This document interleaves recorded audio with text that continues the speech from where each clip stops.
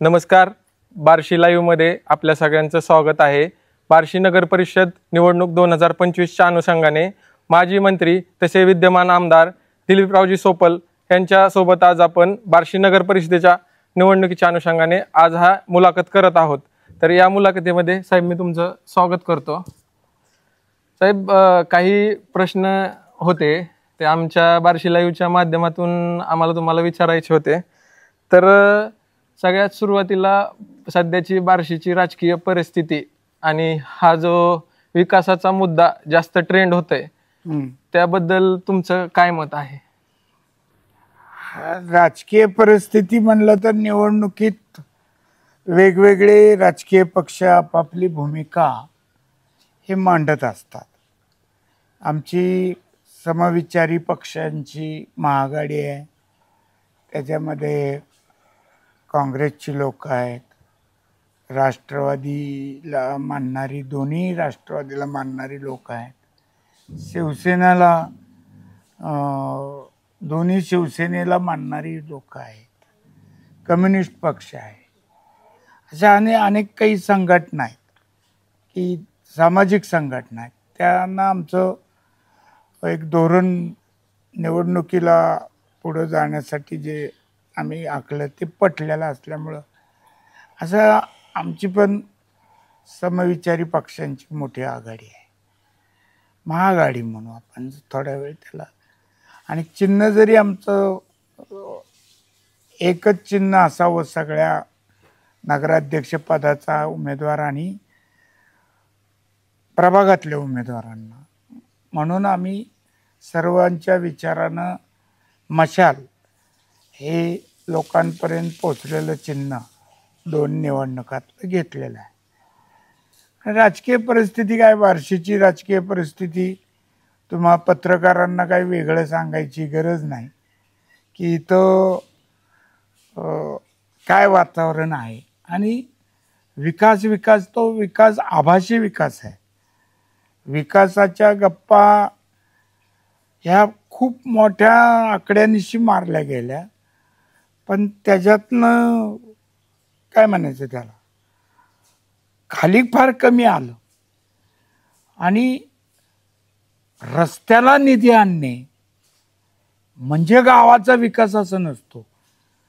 पायाभूत सुविधा निर्माण करण्याचा, ज्याच्यातून हजारो लोकांना व्यक्तिशः फायदा होईल अशा प्रश्नांना वाचा फोडून ते मार्गी लावणं, असा विकास. निधी आणायचा विकास तर याच्या आधी साहेबांचे 30 वर्ष मी या राज्यामध्ये आमदार, राज्यमंत्री, मंत्री म्हणून काम केलेलं आहे. आणि 30 वर्ष मी सातत्यानं निधी आणलेला असल्यामुळं या गावाची आणि तालुक्याची ही आजची जी चांगली परिस्थिती आहे ती तुम्ही पाहताय. आज माझ्या कारकिर्दीत 2च कारखाने इंडस्ट्रियल इस्टेटमध्ये होते, तिथं आज 3 इंडस्ट्रियल इस्टेट झाल्या. मी 220 केवीचं एक सबस्टेशन होतं, त्या 220वर सगळ्या तालुक्याचा लोड होता. आम्ही वैरागसाठी वेगळं 220 केवी सबस्टेशन केलं. त्यामुळं या 3 इंडस्ट्रियल इस्टेट प्लस गावाच्या चारी बाजूला विजेची सोय केल्यामुळे अनेक फॅक्टरी उभारल्या आणि लोकांच्या हाताला काम मिळालं. ह्याला विकास म्हणायचं का? नुसतं रस्ता केला म्हणजे विकास? आणि मग रस्ता झाला पण पाण्याचं काय? गेली 8 वर्ष या गावामध्ये 5 दिवसाच्या आत कधी पाणी आलेलं नाही. मग 5, 8, 10, 15 महिन्यांनी पाणी आलंय काही भागात. त्याच प्रश्नाकडे मी येणार होतो आता की बार्शी शहरातील जो पाणी पुरवठा विस्कळीत झालेला आहे त्याची नेमकं कारण काय असू शकतं? नेमकं कारण म्हणजे याच्यामध्ये असलेला भ्रष्टाचार. आम्ही ज्यावेळी सत्ता सोडली आणि आत्ताचे जे सत्ताधारी म्हणवतात स्वतःला, त्यांची 5 वर्षाची कारकीर्द आणि त्यांच्याच आधिपत्याखाली चाललेली प्रशासकाची कारकीर्द, या 8-9 वर्षामध्ये यांना धरण 5 पटीनं भरून वाहिलं उजनी, तरी यांना वितरण व्यवस्था जमलेली नाही. त्याचं कारण असं आहे की हे मेंटेनन्सला खूप काही प्रचंड खर्च करतात. त्याची आकडेवारी आम्ही आमच्या एक लवकरच जाहीर देतो यांनी किती खर्च केला. मध्ये अशोक अण्णांनी आमसभेत पण तालुक्याच्या ती आकडेवारी वाचून दाखवली होती. अशोक अण्णा बोके पुढे यांना वितरण व्यवस्था जमली नाही. सारखी एवढा मोठा खर्च देखभाल दुरुस्तीचा आहे, तर मग तुमची सातत्यानं पाण्याची गळती आणि अखंडित पाणी पुरवठा कसा होतो, हाच मोठा गमतीचा प्रश्न आहे. आम्ही धरत 70% मायनस असताना या गावाला 1 दिवसाआड पाणी पुरवठा केलेला आणि तुमची अवस्था काय. आणि मग उगाच विकास 4 रस्ते केले म्हणजे विकास होत नसतो. त्या रस्त्याचे कंत्राट ज्यांनी घेतले त्यांचा विकास जास्त झालेला आहे. रस्त्याची तरी अवस्था काय, त्या चाटे गल्लीचा रस्ता आधी डांबरी केला, मग त्याला खड्डे पडले, मग त्याला कॉन्क्रीट केला, मग कॉन्क्रीटवरनं म्हणलं त्यालाही जरा थोडं कुठंतरी दिसायला लागलं तर परत डांबरी केला. म्हणजे देशात कुठंच न वापरलेलं तंत्रज्ञान आपल्या गावात वापरले गेलं. एका रात्रीत पांडे चौकापासून कुठं तहसील कचेरीपर्यंत रस्ता असतो का? सर, आता तुम्ही जेव्हा आमदार होते तेव्हा उजनीवरून तुम्ही पाणी आणलं, पण आज हा पाणी प्रश्न निवडणुकीचा मुख्य मुद्दा बनलेला आहे. त्याच्यावरच सध्याची निवडणूक चालू आहे.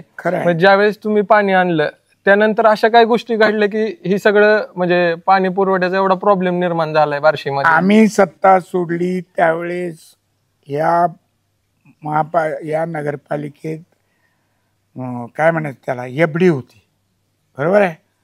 आम्ही सत्ता सोडली त्यावेळेस देखभाल दुरुस्तीचा खर्च अत्यंत कमी होता. पूर्वी ती MGPकडे होतं, त्यांचा जास्त पैसे द्यावे लागायचे म्हणून आपण नगरपालिकेकडे घेतलं आणि नगरपालिकेकडे चोख कारभार केल्यामुळे तो अत्यंत कमी खर्च झाला, लक्षात आलं. त्यामुळे आम्ही अनेक सुविधा देऊ शकलो.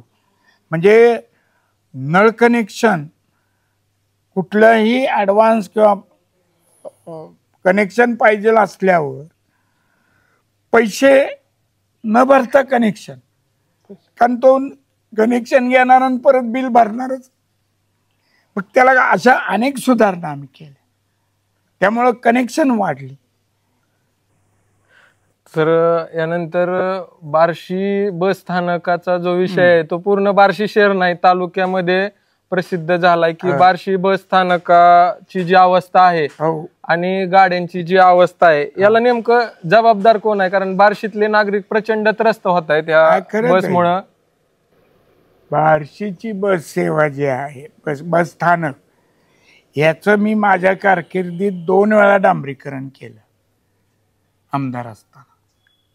2 वेळा त्या ठिकाणी आम्ही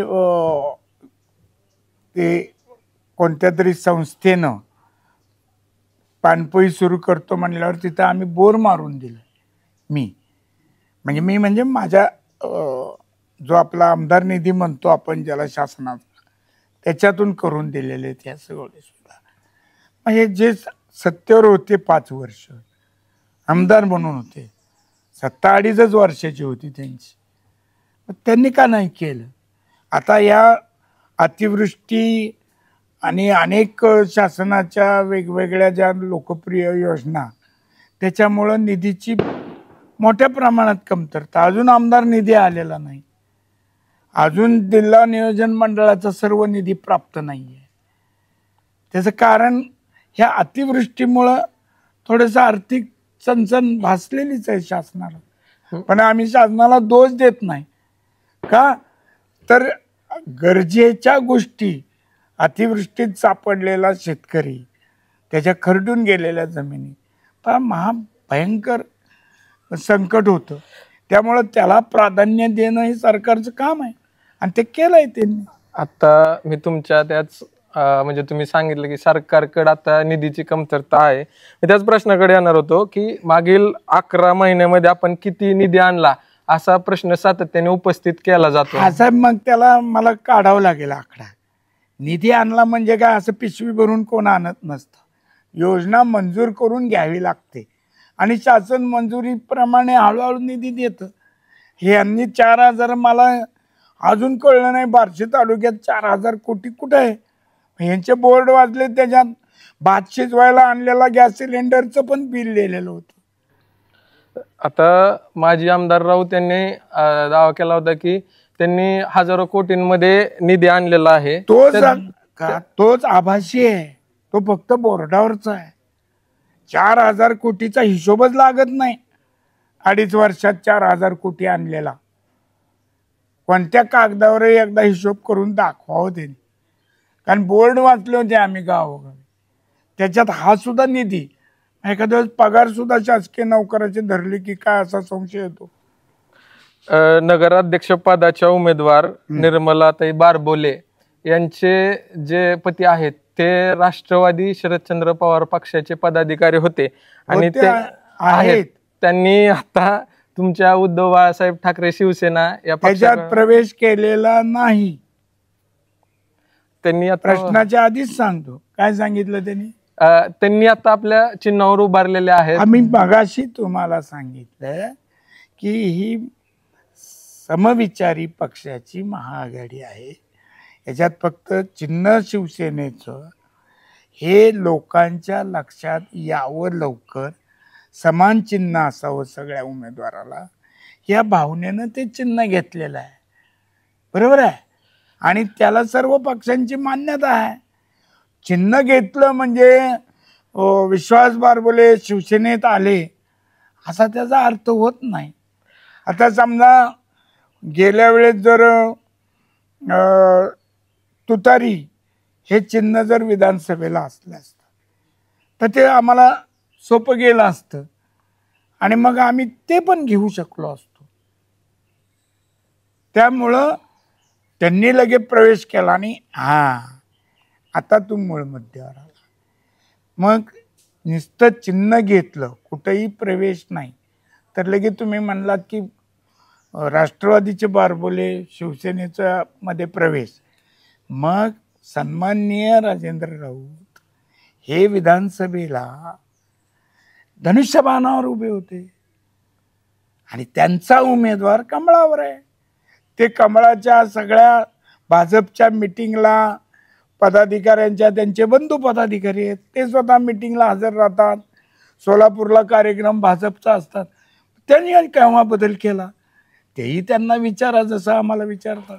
ह्याच्याला एक जोडून माझा प्रश्न आहे तुम्हाला की लोकसभेला मशाल हे चिन्ह होतं, विधानसभेला मशाल हे चिन्ह होतं, हे लोकांच्या ओळखीचं चिन्ह झालंय आणि लोकांपर्यंत पोहोचलंय, त्यामुळेच यावेळेस पण ते चिन्ह घेण्यात आलंय का? एक्झॅक्टली. हे चिन्ह एक कारण निवडणूक आयोगाने फार कमी दिवस प्रचाराला ठेवली. बरोबर आहे. आता तुम्ही 25 तारखेला अपिलाची मुदत संपून 26ला चिन्ह वाटप, 26 पासून 26, 27, 8 किती दिवस राहतात बाबा? 5 दिवस राहतात. 5 दिवसामध्ये एखादं नवीन चिन्ह घेणं. आघाडी समजा आमची एक आघाडी आहे, रजिस्टर आहे, पण तिला चिन्ह केव्हा मिळालं असतं? 4-5 दिवस मिळाले असते. इथं त्याच्या आधीच आमचं चिन्ह 2 निवडणुका पोचल्यामुळे आम्ही सर्व पक्षाच्या म्हणजे आमच्या आघाडीतल्या एकत्र बसून विचार करून हा निर्णय घेतला. त्यामुळं काँग्रेसवाले काय शिवसेनेत आले, भाजप काय म्हणायचं राष्ट्रवादीतले लोक काय शिवसेनेत आले, असं काही नाही आहे. निर्मलाताई बारबोले यांच्या नेतृत्वामुळे बार्शी नगर परिषद कोणते बदल होऊ शकतात असं तुम्हाला वाटतं? सौभाग्यवती निर्मलाताई विश्वासराव बारबोले या आमच्या महाआघाडीच्या नगराध्यक्षपदाच्या ज्या उमेदवार आहेत त्या उच्च शिक्षित आहेत. हे तुम्हाला माहिती आहे का नाही मला माहित नाही. काय त्या उच्च शिक्षित आहेत. गरवारे कॉलेज पुण्यामधून त्यांचं शिक्षण झालेलं आहे. हा म्हणजे पोस्ट ग्रॅज्युएट MA झालेलं आहे त्यांचं अर्थशास्त्रात. हो. बरोबर आहे. हो. अशा उच्च शिक्षित एखादी भगिनी त्या पदासाठी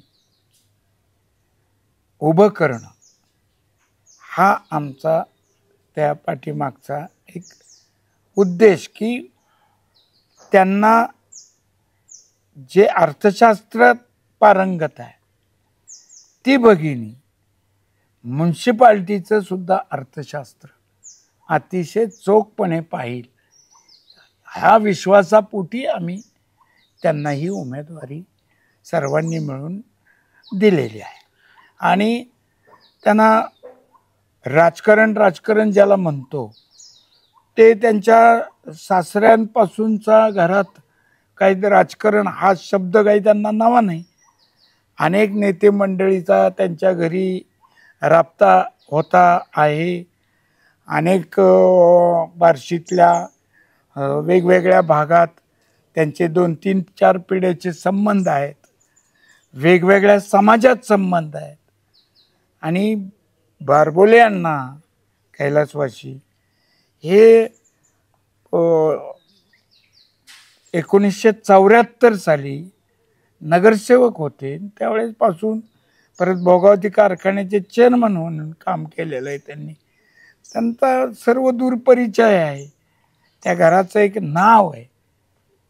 म्हणजे घरानं असं म्हणून आम्ही काही म्हणत नाही, पण त्या कुटुंबाच्या सामाजिक सेवेचा बोलबाला आहे. तर आता नगर परिषद बार्शीकरांनी तुमच्या हातात दिली तर बार्शीचं रूपांतर करण्यासाठी तुमचं पहिलं प्राधान्य काय असेल? पहिलं प्राधान्य म्हणजे या गावात राहणाऱ्या माय भगिनींना होणारा पाण्याचा त्रास. सगळ्यात पाणी पिण्याचा पाणी भरून ठेवणं करणं हे कुणाकडे आहे काम? हे जास्तीत जास्त भगिनी करतात, महिला करतात. त्याला आमचं सगळ्यात अत्युच्च प्राधान्य असेल. त्याच्यानंतर स्वच्छता साफसफाई आणि नगरपालिकेतला भ्रष्टाचार मुक्त जो कारभार करायचा आहे ते आमचं प्राधान्य आहे. तर मी शेवटच्या प्रश्नाकडे येतो. शेवटचा प्रश्न माझा असा आहे की गाडीवर बसून विकास दाखवतो या माजी आमदार राऊत यांच्या वक्तव्याकडे तुमची प्रतिक्रिया काय आहे? आणि अशा कुठल्याही एखाद्या वाक्याला वगैरे प्रतिक्रिया देणं एवढं ते वाक्य काही महत्वाचं नाही आहे. ज्यांना बघायचंय ते जातील. गाडीवर बसून विकास कसा, सायकलवर जाताना रिक्षातनं जाताना कसा कुठे विकास झाला लक्षात येतं ना. ह्यांच्या गाडीवर बसून म्हणजे ह्यांची असं काय अट्टहास आहे का? गाडीवर बसून तो चाकीवर लोकांना आम्हा कुणाला दाखवण्यापेक्षा सर्वसामान्य नागरिक बार्शीकर आहे ते अतिशय सुज्ञ आहे. त्यांना विकास आणि विकासाच्या मागं दडलेलं काय काय आहे हे सगळं लक्षात आलेलं आहे. त्यामुळं उगाच एकच शब्द घेऊन विकास विकास, ह्या गावाने विकासाची धूळ खाल्लेली आहे, विकासाचे खड्डे पाहिलेले आहेत. आता आणि हे जे 4,000 कोटी योजना ह्या ते मागं आमच्या ढोबळे सर गोष्ट सांगायची की योजना आणि विकास नावाचे बहीण भाऊ होते. योजना आणि विकास. मग ते आई वडील नोकरीला गेल्यानंतर बहिणीला सांगायचे की त्या योजनाला तू विकासकडे लक्ष दे. आणि विकासकडे लक्ष दे म्हणल्यानंतर विकासासाठी जो खाऊ असायचा ती योजनाच गडप करायची. आणि त्यामुळं योजना वाढत गेली आणि विकास वाढत गेला. तसा प्रकार आपल्या इथं आहे. रस्ता केला पण रस्त्याची अवस्था काय? मी शेवटी असं विचारतोय तुम्हाला की तुमचं बार्शीकरांना काय आव्हान असेल या निवडणुकीत? माझं आव्हान सर्व बार्शीकर नागरिक बंधू भगिनींना असं आहे की ते तुम्ही सर्वजण सुज्ञ आहात. आपण नगरपालिकेतला 5 अधिक 3 8 9 काय वर्षाचा कारभार पाहिलेला आहे. मग त्याच्यात पाणी आहे, गुंठेवारीचे प्रश्न आहेत, लेआउटमधला भ्रष्टाचार आहे, लेआउट मग नगरपालिकेत द्यायचा आणि पैसे कुठं नेऊन द्यायचे हे सगळं लोकांना माहिती आहे. पण एक त्याचबरोबर काय अनेक गोष्टी आहेत की ज्याच्यामध्ये दबावानं भ्रष्टाचार झालेला आहे आणि लोक भीतीपोटी कशाला कुणाच्या नागड्याच्या नादी लागायचं म्हणून अशी काही प्रवृत्ती असते माणसांची. त्यामुळे काही जण गप्प बसले, काही जणांनी आवाज उठवला. ज्याने आवाज उठवला त्यातल्या काही जणांना त्रास झाला, पण ते भेले नाहीत.